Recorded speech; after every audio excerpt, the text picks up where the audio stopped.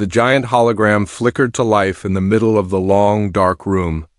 It was the United Nations Security Council chamber in New York, but today it was not filled with arguing humans. Instead, a towering figure stood in the blue light. The creature looked like a mix between a spider and a praying mantis. It had 4 long arms and a hard, shiny shell. Its head was large with multifaceted eyes that glinted with cold intelligence. This was High Commander Vekthara of the Sovereign Coalition. The room was dead silent. The air felt heavy and cold. Leaders from all over the world sat in their chairs staring up at the alien. They looked small compared to the projection. Vekthara's voice filled the room, translated instantly by a small black device floating near her image. The voice was buzzing and harsh like metal grinding against stone. "Humans of Earth," Vekthara began. Her tone was arrogant, as if she were speaking to insects rather than equals. "The galaxy is at war. A great threat moves through the stars. The Ziothean hive consumes everything in its path. They destroy worlds, strip resources, and move on. The Sovereign Coalition stands against them.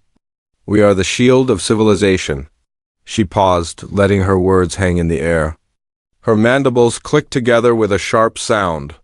"You possess a primitive spirit," Vekthara continued. "Your technology is basic. Your ships are slow. But you have aggression. You have fought each other for thousands of years. You know, war. The coalition requires soldiers. We need numbers to hold the line. We call upon you to join the fight. Your combat skills may be of use to us." The leaders looked at one another. There was fear, yes, but also anger. The demand was clear. Earth was being asked to be cannon fodder for a war they did not start. Ambassador Mark Davis stood up. He was an older man with gray hair and a calm face. He adjusted his glasses and looked straight into the giant glowing eyes of the alien. Mark was a simple man, but he was not a coward. He represented the United States, but today he felt he was speaking for all of humanity. "Thank you for the offer, High Commander," Mark said. His voice was steady and clear. It echoed in the quiet room. "We have heard your request. We understand the danger you speak of." Mark took a breath. He knew his next words would change history. "However," Mark said firmly, "Earth declines.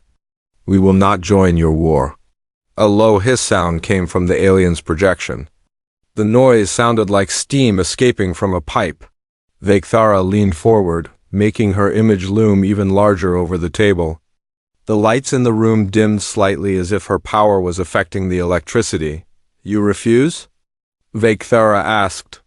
Her voice was louder now, filled with disbelief. "Do you understand what the Zaldians are? They are a plague. They do not negotiate. They do not stop. If you stand alone, you will fall. Isolationism is a death sentence." Mark did not back down. He looked around the room at the other ambassadors. The Chinese representative gave a small nod. The Russian representative tapped his pen on the table, a sign of agreement. The French ambassador looked worried but supportive. They were all tired. Earth had been through many wars. Disease, climate change, and poverty were still problems. They did not need a galactic war. "We understand the risk," Mark replied, "but we have our own battles here. We are trying to fix our own home. We cannot send our young men and women to die in space for a cause we do not know. We are not ready." "You are foolish," Vekthara snapped. "The coalition does not ask twice. We offer protection. We offer technology. In exchange, we ask for your loyalty and your soldiers. By saying no, you leave yourselves vulnerable. When the hive comes, do not cry out for help. We will not hear you." "We will not cry out for help," Mark said, "because we will not need it. Please leave." Vekthara stared at them for a long moment. The silence was painful. Finally, she made a sound of disgust, like a spit hitting the floor. "Very well," she said. "Stay on your little rock. Rot in your own time. But remember, you had a chance to be part of something greater. You chose to be nothing." The hologram vanished in a flash of blue light. The room suddenly felt warmer and the buzzing sound stopped. The heavy pressure in the air lifted. The leaders let out a collective breath that they had been holding for minutes. Mark Davis sat down slowly. He felt tired in his bones. He looked at the man sitting next to him, Tom, his aide. "Did I do the right thing, Tom?" Mark asked softly. "Did I just sign our death warrant?" Tom shook his head. "No, Mark, you did what we needed. We can't fight aliens. We can barely feed ourselves. Let them fight their own wars." Outside the building, life in New York City was chaotic as usual. Cars honked. People walked fast with coffee in their hands. Taxi drivers yelled at the traffic. No one on the street knew what had just happened inside the UN. They did not know that Earth had just turned its back on the rest of the galaxy. They were worried about their rent, their jobs, and their dates. In a small coffee shop a few blocks away, a young woman named Sarah Miller sat by the window. She was reading a book on physics, but her mind was wandering. She looked up at the sky. It was a clear blue day. "I wonder what is out there," she whispered to herself.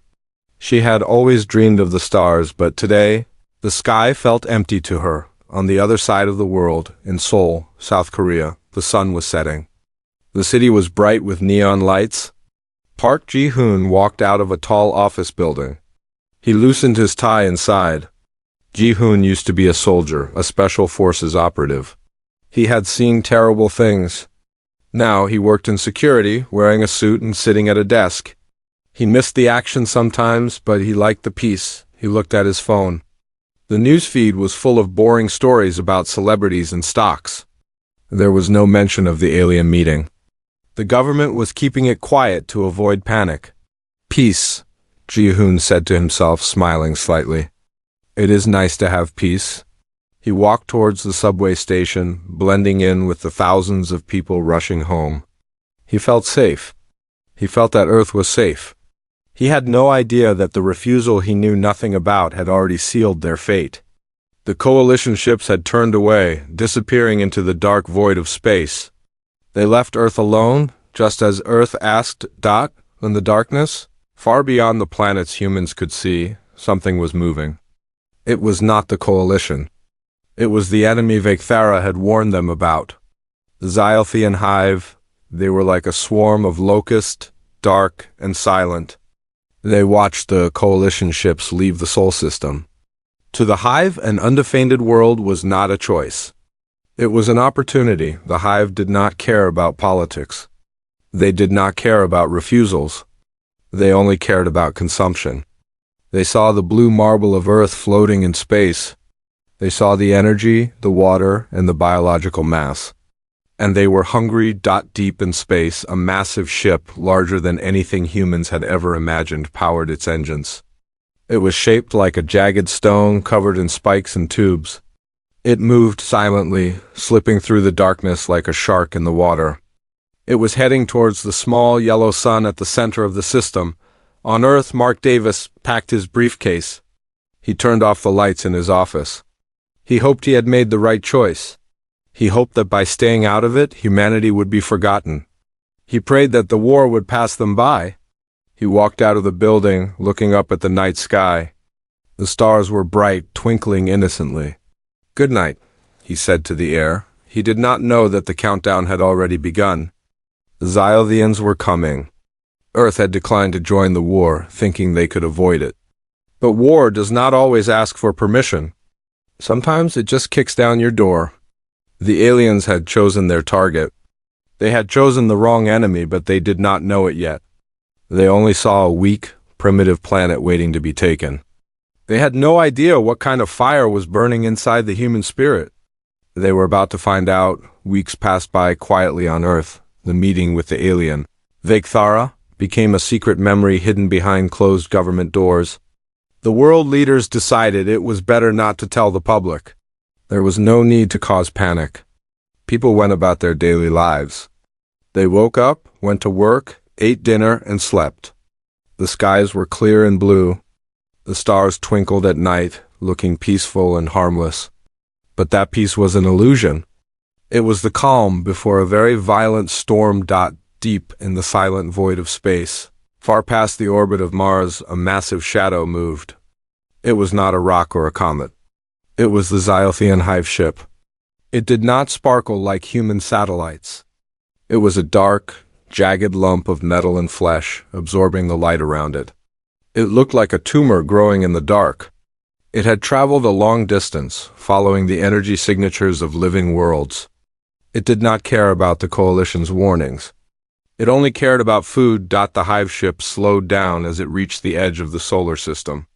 It released dozens of smaller vessels. These landing ships were shaped like teardrops, black and sleek. They moved with terrifying speed, heading straight for the small blue planet ahead. On Earth, the early warning systems began to scream. In a quiet control room in Colorado, USA, screens turned red. "Sir, we have multiple bogies entering the atmosphere," a young technician shouted. His name was David. He was sweating. "They are moving too fast. They aren't meteors. They are slowing down." General James Wilson, a tough man with silver hair, walked over to the screen. He frowned. "Where are they headed?" "Everywhere, sir," David replied, his voice shaking. "Major population centers?" "New York, London, Tokyo, Beijing, Seoul. They are spread out all over the globe." General Wilson picked up a red phone. This was it. The nightmare scenario. "Get me the president," he ordered. "We are under attack." In Seoul, South Korea, the evening rush hour was in full swing. The streets were packed with cars and buses. Neon lights flashed from the tall buildings. Park Ji-hoon was stuck in traffic. He tapped his fingers on the steering wheel of his sedan, listening to the radio. The music suddenly stopped. A serious voice broke in. "Emergency alert," the voice said. "Unknown objects have been detected in the atmosphere. Please seek shelter immediately." "This is not a drill." "Repeat, seek shelter." Ji-hoon looked up. Through his windshield, he saw a streak of fire tear across the sky. It was not a shooting star. It was too big, too fast. It banked sharply and dove towards the city center. "Get out!" Hoon yelled, though no one could hear him. He threw his car door open and ran. He didn't care about his vehicle. He ran towards the sidewalk, pushing through the crowd of confused people. "Run! Get away from the windows!" Suddenly, a beam of purple light shot down from the cloud layer. It hit the tallest tower in the city. There was no explosion of fire and smoke at first. The building simply disintegrated. It turned into dust in a split second. Millions of tons of concrete and steel vanished. The shockwave that followed was like a physical wall of air. Ji-hoon was thrown off his feet. He tumbled across the pavement, scraping his hands and face. Debris pelted him, small pieces of glass and rock. He covered his head and curled into a ball. The sound was deafening, a roar that hurt his ears. Dust filled the air, making it hard to breathe. When the shaking stopped, Ji-hoon looked up. The world had changed. The beautiful skyline was broken. Smoke was rising from a giant crater where the tower used to be. People were screaming, running in all directions. Car alarms were blaring. Ji-hoon stood up slowly. His soldier training kicked in. He felt his heart pounding in his chest, but his hands were steady. He reached for his phone, but the lines were dead. He looked at the devastation. These were not just attacks. They were extermination. He needed to find his old unit. He needed to find weapons. In New York City, the scene was even worse. Sarah Miller was in her laboratory at the university when the lights flickered and died. The emergency generators kicked on, casting a dim yellow glow over the room. She ran to the window. The Empire State Building was gone. Just gone. Sarah was a physicist. She didn't panic easily. She looked at the energy readings on her tablet. The signature was distinct. It was not coalition technology. It was biological and mechanical mixed together. "They are here," she whispered. "The Xyothians." She remembered the data she had stolen from the coalition's public briefings weeks ago. The hive? They didn't talk. They didn't negotiate. They just consumed. Sarah grabbed her laptop and her hard drives. She shoved them into her backpack. She knew she had to survive. If she could analyze the energy patterns of their weapons, maybe she could find a way to stop them. She ran out of the building. Joining the throngs of terrified people on the street, the alien ships hovered above the cities like angry hornets. They were small, black pods with no windows. They fired beams that melted tanks and vaporized soldiers. The human military fought back, but their bullets just bounced off the alien hulls. Missiles exploded in the air, hitting shields that rippled like water. Park Ji-hoon fought his way through the chaos in Seoul. He found a police station that had been partially destroyed. Inside, he found a young police officer hiding under a desk. It was a woman named Kim Soo-min. She was holding a pistol, her eyes wide with fear. "We have to move," Ji-hoon said, grabbing a shotgun from the rack on the wall. Soo-min looked at him. "Who are you?" "Special Forces, retired, and you?" "Captain Soo-min," she stammered. "Everyone else is dead." "Then it's just us," Ji-hoon said, checking the ammo. "We can't fight them head-on." "Not yet. We need to gather survivors. We need to make them hurt." Outside, the aliens were landing. Ground troops poured out of the pods. They were tall, insectoid creatures with 4 legs and 2 arms. They had sharp claws and chitinous armor. They didn't use guns. They used their claws and bioplasma throwers. They moved with terrifying speed. Tearing through barricades, Ji-hoon and Soo-min set up a position behind an overturned bus. "Aim for the joints," Ji-hoon instructed. "The armor is thick, but the legs are weak." Soo-min nodded. She took a deep breath and aimed her pistol. An alien creature scuttled around the corner. She fired 3 times. The bullets hit the creature's knee joint. Black blood sprayed out and the alien fell with a high-pitched shriek. "Good shot," Ji-hoon said. "Keep firing." But there were too many of them. For every one they killed, 10 more appeared. The humans were pushed back. The air smelled of ozone, burning rubber, and the coppery scent of blood. Meanwhile, in the United States, Sarah Miller had linked up with a group of National Guard soldiers. They were hiding in the subway tunnels. The tunnels were dark and damp, filled with the smell of fear.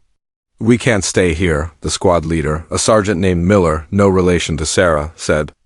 "They are rooting us out?" Sarah stepped forward. "I know how they work," she said. "I've been studying the signals. They are connected, like bees in a hive. They share a mind. What does that mean for us?" Sergeant Miller asked. "It means if we break the connection, we break the army," Sarah explained. "I can build a jammer, but I need parts. I need to get to my lab at the university." The sergeant looked at his men. They were tired and scared, but he saw intelligence in Sarah's eyes. "Okay," he said. "We get you to the lab. Then we blow this bridge." The smell of smoke and burning rubber hung heavy in the air. For weeks, the sky was not blue, but a sickly gray ash. The great cities of Earth were scarred. Craters where buildings once stood pockmarked the landscape. The Xyothian hive had settled in. They built tall, ugly towers made of black slime that pulsed with a faint purple light. These towers were their nests. From them, the insectoid soldiers swarmed like ants, hunting for the remaining humans, but humanity did not die. In the shadows, in the deep forests, and in the dark tunnels beneath the cities, they were surviving. The fear that paralyzed them at the start was slowly turning into something harder. It was turning into anger. In the ruins of Los Angeles, a small group of U.S. soldiers moved quietly. They wore dirty uniforms and faces smeared with mud. Sergeant Miller led the way. Behind him walked Sarah Miller. She was not a soldier, but she carried a heavy backpack filled with wires and batteries. She looked tired, her hair pulled back in a messy ponytail, but her eyes were sharp. "Stop," Sarah whispered, holding up her hand. She looked at a small device in her palm. The screen glowed green. "They are close. I can hear them." Sergeant Miller signaled his men to take cover behind the rubble of a destroyed store. "How close?" 300 meters. "A patrol squad," Sarah said. She adjusted a dial on her device. It was a prototype she had built from scavenged parts. She called it the silencer. The Xyothians communicated with a hive mind. They used a psychic frequency to talk to each other and coordinate attacks. Sarah had theorized that if they jammed this frequency, the aliens would become confused. They would lose their connection to the Queen in the mothership.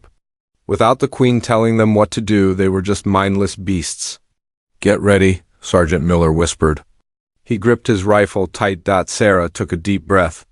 She pushed a red button on her device. A high-pitched whine filled the air, inaudible to human ears but devastating to the aliens.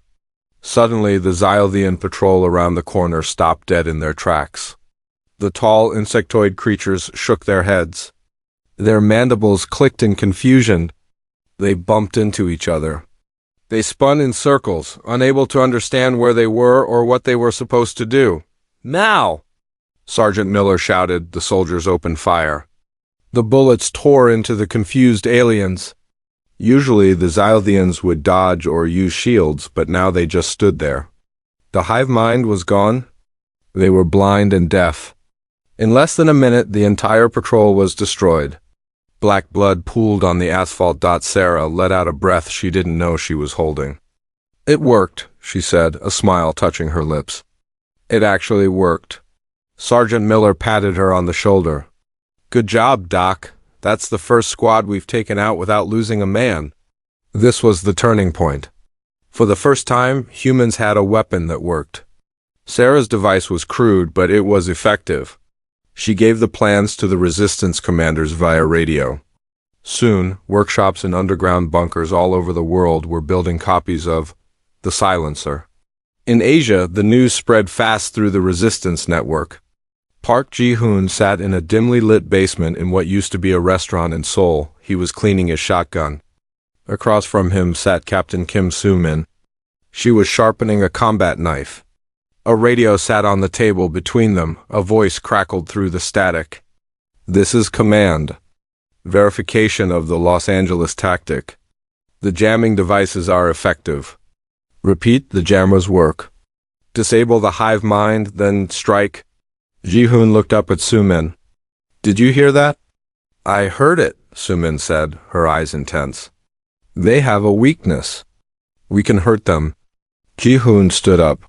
"We move out at dawn. We know where their central command post is in the city. If we take it out, we liberate Seoul. They won't be expecting us," Soo-min said. "They think we are just running rats. They don't know rats can bite." The next morning, the resistance attacked. It was not a huge battle with tanks and planes. It was a guerrilla war. Small teams of fighters moved through the shadows, carrying Sarah's jammers. In Tokyo, Beijing, and Mumbai, the humans struck. In Seoul, Ji-hoon and Soo-min led a team of 20 fighters. They moved through the subway tunnels, coming up behind the Xylothean lines.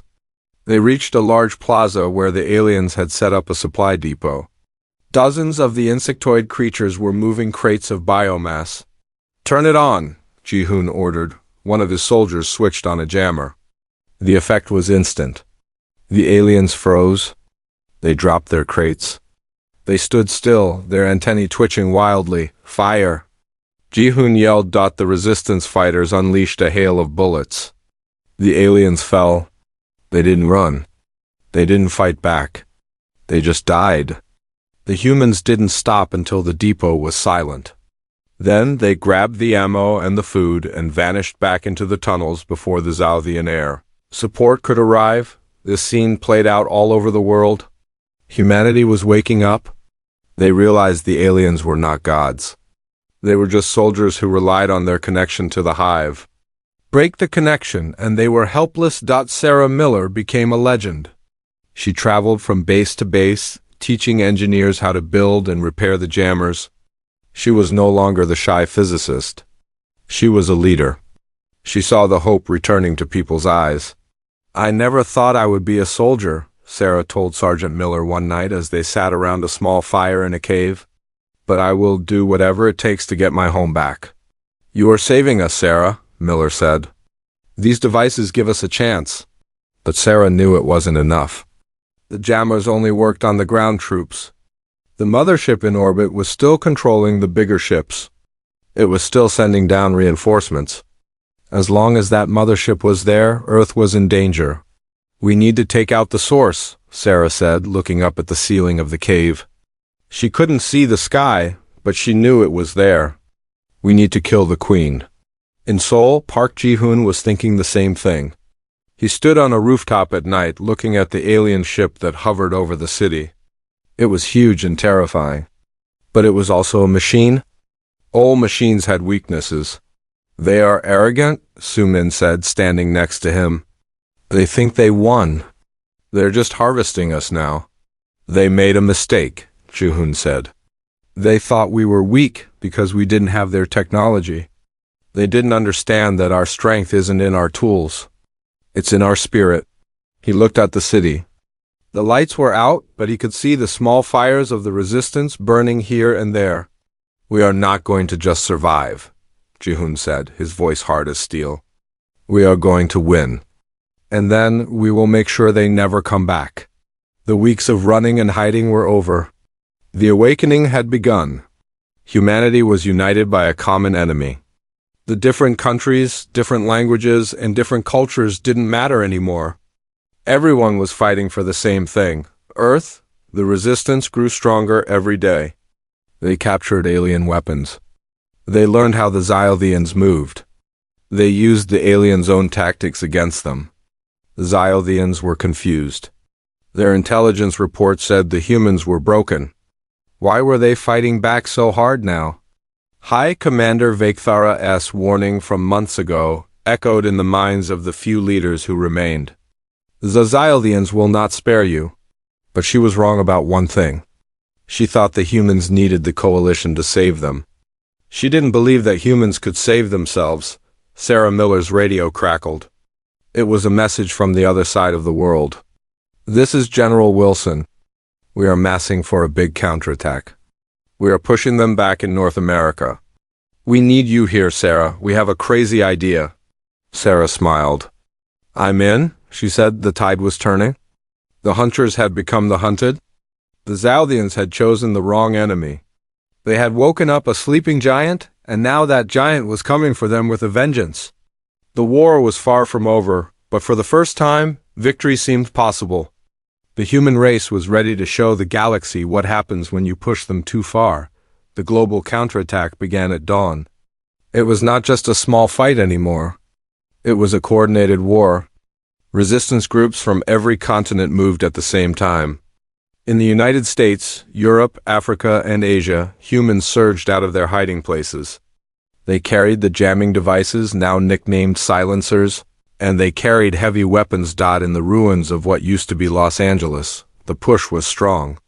Sergeant Miller and his team moved street by street. The Zyaldians were confused. Their hive mind was being disrupted by the hundreds of jammers active across the city. Without their constant commands, the alien soldiers moved slowly. They hesitated. They made mistakes. Keep pushing. Don't let them regroup. Sergeant Miller shouted over the noise of gunfire. He fired his rifle, taking down a tall insectoid creature that tried to scuttle up a wall. Sarah Miller was with him. She held a tablet computer, monitoring the signals. The jamming field is holding at 80%, she yelled back. They are blind. Keep going. The human soldiers fought with a ferocity the aliens had never seen before. These were not professional armies with shiny tanks. They were ordinary people, teachers, mechanics, farmers who had lost their homes. They fought with anger in their hearts. They fought for their families who had been killed in the first wave of attacks. In Asia, the battle was just as intense. Park Ji-hoon and Captain Kim Soo-min led a large force of former soldiers and volunteers through the streets of Seoul. They used the sewers and subways to move behind enemy lines. Target the nest. Ji-hoon commanded, pointing to a large, pulsating black tower in the city center. It was the Zyaldian control hub for the region. Soo-min nodded. She signaled to the heavy weapons team. Fire! A rocket launcher whooshed. The projectile struck the base of the tower. The explosion was massive. Black slime and debris flew into the air. The tower groaned and began to tip over. When it hit the ground, it crushed dozens of alien drones. The hive mind in the area screamed a psychic sound that made some humans hold their heads in pain, but then it went silent. The aliens in that district stopped moving. They fell to the ground, lifeless. "We did it," Su-min shouted, raising her fist in the air. The cheer went up from the soldiers. But Ji-hoon did not cheer yet. He looked up at the sky. "We won the ground," he said. "But the snake still has its head." He was right. While the humans were winning on the ground, the massive Zalthian mothership still floated in orbit around the moon. It was safe from the guns on Earth. From that ship, the Zalthian queen controlled the entire invasion. Even if humans defeated all the soldiers on Earth, the ship could just launch more.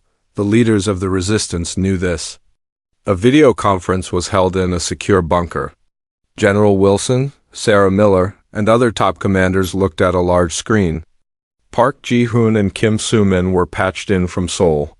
"We are pushing them back everywhere," General Wilson said. "But we can't sustain this forever. They have unlimited resources up there." He pointed a finger at the ceiling. "We have to take that ship out. How do we get a bomb up there?" one of the commanders asked. "They shoot down anything that flies." Sarah stepped forward. She looked tired but determined. "We don't use our ships," she said. "We use theirs." The room went quiet. "Explain," Wilson said. "We have captured several of their landing craft," Sarah explained. "I have analyzed their technology. I can replicate the identification signal. If we fly one of their ships to the mothership, they will think it is a friendly ship returning to the hive." "It's a suicide mission," Wilson said gravely. "It is the only way," Sarah replied. "Someone needs to fly a captured transport ship to the mothership, dock with it, and plant a nuclear device. A big one."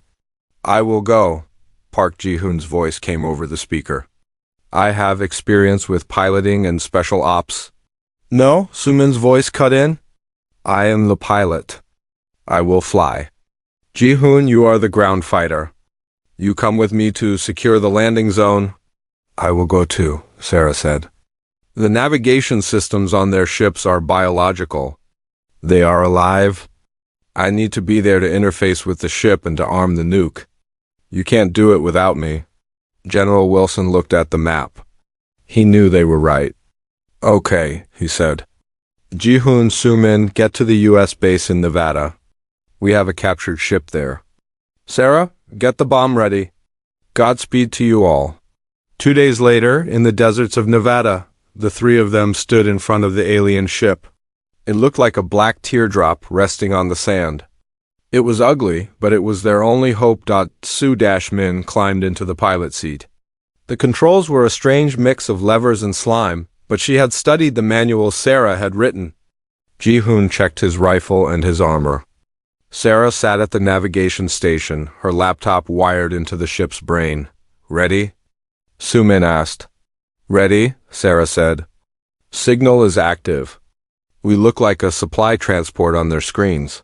The ship lifted off silently. It shot up into the sky faster than any human jet. In minutes, they left the atmosphere. The blue curve of the Earth appeared below them. It was beautiful, even with the smoke trails of war. "Approaching the moon," Su-min announced. "I see the mothership." It was a monstrous thing.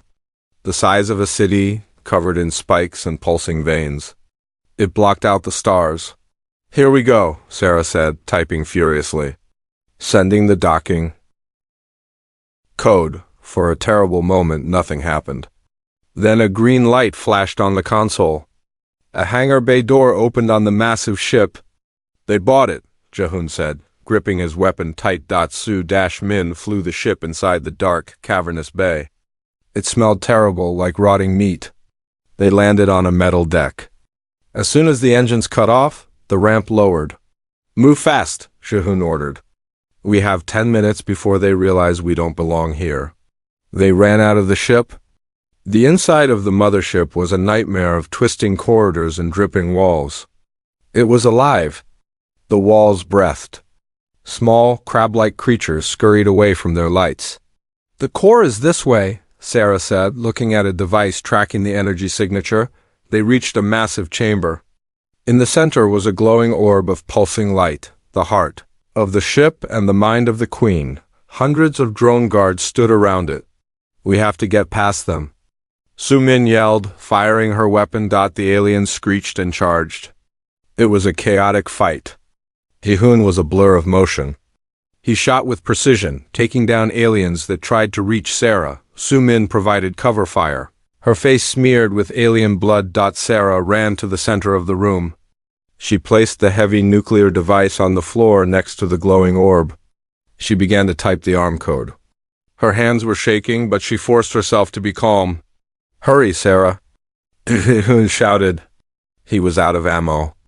He pulled out his knife and began to fight hand-to-hand with a large warrior alien. 30 seconds? Sarah shouted back. The hive mind was screaming now. The queen knew they were there. The entire ship shook. The drones went crazy, attacking even harder. "Go!" Ji-hoon yelled. He pushed Su-min towards the door. "Get to the ship. I will hold them here." Su-min hesitated. "Ji-hoon, come on." "Go!" he shouted. "Someone has to make sure they don't stop the timer." Su-min looked at him one last time, tears in her eyes. She nodded and ran. Sarah followed her. They sprinted back down the corridors, the sound of battle fading behind them. Ji-hoon stood alone in the chamber. He was wounded, bleeding from his side. He dropped his empty rifle and picked up an alien plasma weapon. He looked at the swarm coming towards him. He smiled. "You chose the wrong planet," he whispered. He fired the weapon, cutting down the first wave. He fought like a demon, buying every second he could for the women to escape. On the bridge of the transport ship, Su-min fired the engines. "We have to go now." Sarah strapped herself in. Timer is set. 2 minutes. Su-min piloted the ship out of the hangar bay. They shot away from the mothership, pushing the engines to the limit. Below them, on the surface of the moon, General Wilson watched from the command center. "Detonation in T-10 seconds, he said softly. Inside the massive alien ship, Ji-hoon felt the heat rising. He closed his eyes. He thought of the mountains in Korea, the smell of the rain, and the laughter of his friends. He was not afraid. He was a soldier. He had done his duty. A brilliant white light consumed everything. The nuclear bomb exploded. The mothership vaporized instantly. A ball of fire expanded in the silence of space, wiping out the largest threat humanity had ever faced. Su-min and Sarah felt the shockwave rock their small ship. They looked back at the fireball. "We did it," Sarah whispered. "We won," but there was no joy in her heart. She knew the price they had paid. The man who had fought beside them was gone. The ship was gone, but Earth was safe. The counterattack was successful. The alien invasion was over. The silence that fell over the Earth was heavier than the noise of war. In the sky, the massive explosion of the Sadiyon mothership had faded into a cloud of glowing debris. The shockwave had blown out windows and knocked down trees, but the planet was still there. It was scarred, smoking, and broken, but it was alive, on the ground, in every city and ruined town. The fighting stopped. The Sadiyon drones suddenly froze. Their connection to the hive mind was gone. Without the queen to give them orders, the biological machines shut down. They collapsed where they stood, turning into piles of lifeless flesh and metal. The war was over. In the small transport ship, flying away from the moon, Captain Kim Su-min watched the fireball dissipate through the rear window. Her hands gripped the controls so tightly that her knuckles were white. Tears streamed down her face, cutting tracks through the dirt and grime. "We did it," she whispered. Her voice cracked. Sarah Miller sat in the seat behind her, staring at her tablet. The screen showed the flat lines of the alien signals. "The jamming frequency is clear," Sarah said softly. "There is no more hive activity, none, it's all gone." Su-min took a shaky breath. "Ji-hoon?" "He stayed." Sarah closed her eyes. She remembered Ji-hoon standing in that chamber, fighting alone to give them time. He was a hero. He was the reason they were breathing right now. "He saved us all," Sarah said. "He saved everyone?" The ship turned back towards the blue and brown marble of Earth. As they entered the atmosphere, the radio crackled to life. It was General Wilson. Transport 1, this is command. Wilson's voice sounded tired but relieved. We saw the flash. Good work. Come on home. The world is waiting. When they landed, the scene was chaotic but joyful. Soldiers and civilians rushed to the ship. They didn't know who was inside, but they knew the mission was successful. The ramp lowered and Sumin walked out first. She looked exhausted, her uniform torn, but she stood tall. Sarah followed her. A cheer went up from the crowd. It started small and grew louder until it echoed across the base. They did it. Someone screamed. The aliens are dead. Sumin looked for General Wilson. He pushed through the crowd and hugged them both. It was not a formal military salute. It was a hug of relief. Is he? Wilson asked quietly. Sumin just shook her head. Wilson nodded solemnly. He was a brave man. We will never forget him. In the weeks that followed, the hard work of rebuilding began. The Xyldian ships that had crashed were salvaged for metal. The alien towers were torn down. The air slowly cleared as the fires burned out. It was a massive task, but humanity worked together. There were no borders anymore. There were only survivors. One afternoon, Sarah Miller stood on the rooftop of the UN building in New York. The city was still a ruin, but construction cranes were already moving. She was looking at the sky. She knew they were not alone up there. A familiar holographic flicker appeared beside her. It was High Commander Vakara. The insectoid alien looked different now. Her posture was less arrogant. She looked at the ruins of the city and then at Sarah. Humans, Vakara said. We watched your battle. We saw the destruction of the Xyldian mothership. You watched us die, Sarah said coldly. You didn't lift a finger to help. We offered you a chance to join us, Vakara replied. You refused. We respect the choice of a warrior species, but we did not expect you to survive. The Xyldians have destroyed civilizations far more advanced than yours. Sarah turned to look at the alien. We survived because we had something to lose. And we survived because you underestimated us. The coalition is impressed, Vakthara continued. The defeat of a high fleet is a rare thing. The council wishes to reopen talks. Not as subordinates, but as partners. We invite Earth to join the Galactic Council. You have earned a seat at the table. Sarah thought about Park Ji-hoon. She thought about the millions of people who had died. She thought about the arrogance of the aliens who thought they could use humans as tools. Tell the council we will talk, Sarah said. But things are going to be different this time. We are not going to be your foot soldiers. We are not going to do your dirty work. If Earth joins the galaxy, we will do it as equals. And if anyone else tries to come here and take what is ours, they will find out what the Xyldians found out. Vakthara's mandibles clicked, perhaps in respect. We understand. The galaxy will know the name of Earth. The hologram vanished. 6 months later, a ceremony was held in a newly built plaza in Geneva. It was a memorial for the war. Leaders from every country were there, along with soldiers and civilians. A large statue stood in the center. It was not of a politician or a general.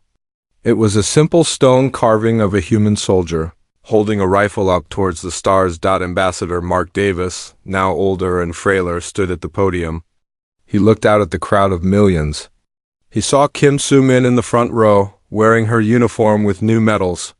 He saw Sarah Miller standing next to the scientists and engineers. Today, Mark began, his voice strong and clear. We remember the ones we lost. We remember our homes that were destroyed. But we also remember who we are. He paused, looking up at the clear blue sky. Many thought we were weak. They thought we were a primitive planet, easy to conquer. They thought that because we fight amongst ourselves, we would not fight together. They were wrong. The Xyldians came to consume us, Mark continued. They woke up a fire that had been sleeping for a long time. We fought with sticks and stones. We fought with courage and with rage. We fought not for glory, but for our home. The war is over, Mark said. But our journey is just beginning. We have proven that humanity is not to be trifled with. We have shown the galaxy that we are strong. We have declined to be victims. Now, we step into the stars as warriors." The crowd erupted in applause. It was not the polite clapping of diplomats, but the roaring cheer of a species that had survived the end of the world.